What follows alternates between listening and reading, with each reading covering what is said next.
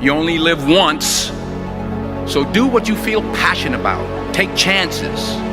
To get something you never had, you have to do something you never did. The chances you take, the people you love, the faith that you have, that's what's going to define you.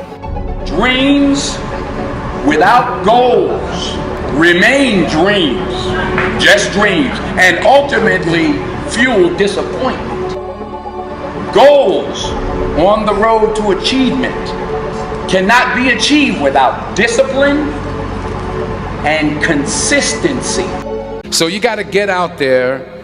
You got to give it everything you got, whether it's your time, your talent, your prayers, or your treasures. Because remember this, what are you going to do with what you have? I'm not talking about how much you have. Some of you are business majors, some of you are theologians, nurses, sociologists. Some of you have money, some of you have patience, some of you have kindness, some of you have love. Some of you have the gift of long suffering. Whatever it is, whatever your gift is, what are you going to do with what you have?